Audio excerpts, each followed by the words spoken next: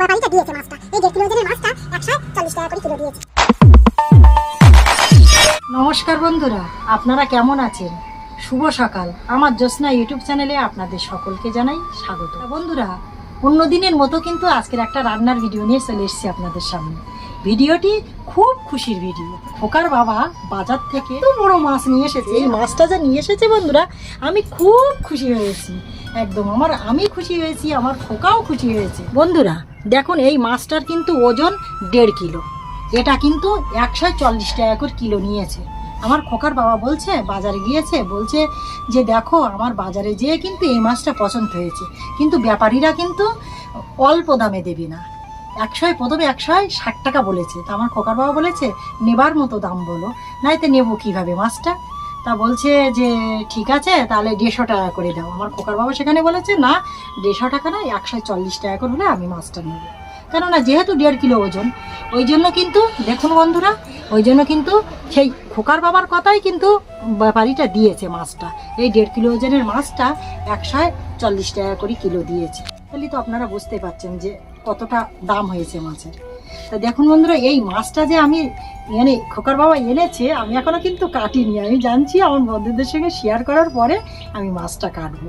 আর এই মাছটা যে এনেছে, এর সবজিটাও কিন্তু আজকের হেভি সবজি, একদম ফাটাফাটি। দেখুন বন্ধুরা, এই কচুরমুখী একদম নতুন সবজি, নতুন কচুরমুখী এনেছিল আমার খোকার বাবা। এবার আমি এগুলো কেটে নিয়েছি। খোকার বাবা বলছে আমি তো মাছ আনতে যাচ্ছি, তুমি তাহলে সবজিটা কেটে রেখে দাও। এবার আমি ভাবছি তো যা মাছ নিয়ে আসুক, আমি তাহলে সবজিটা কেটে রেখে দিই।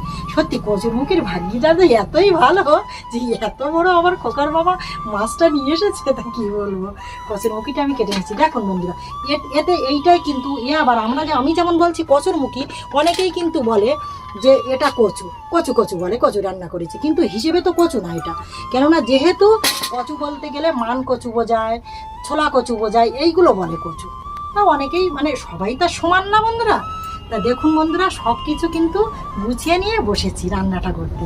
দেখুন এই যে পাত্রে আছে, এ কিন্তু যত রান্নার মশলা এই পাত্রেই কিন্তু সব কিছু আছে, যা যা থাকার মতো তেলগুলো। আর এই যে সবজিটা রান্না করব, তার পেঁয়াজ লঙ্কাটাও কিন্তু কেটে নিয়েছি। দেখো কত বড় একটা পেঁয়াজ কেটে নিয়েছি, এর সাথে একটা ছোট পেঁয়াজও নিয়েছি, আর লঙ্কাটাও কেটে নিয়েছি।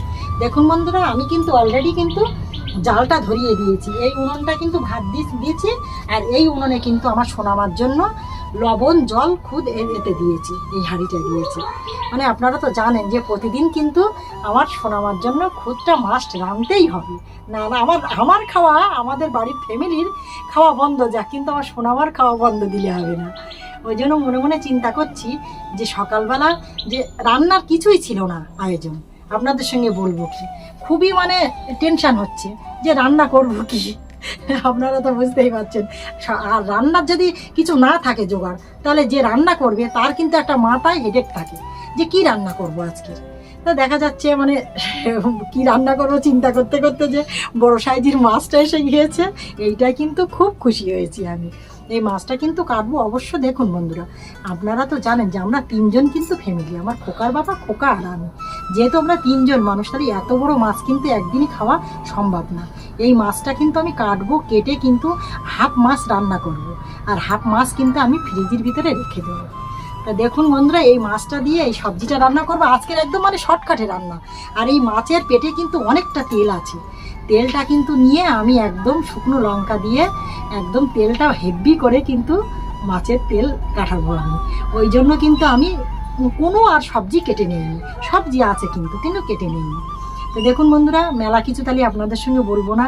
যদি ভিডিওটি ভালো লেগে থাকে অবশ্যই লাইক কমেন্ট শেয়ার করবেন। পরবর্তী ভিডিওয় অবশ্যই দেখা হবে মর্নিংয়ে। এখন তাহলে আসি।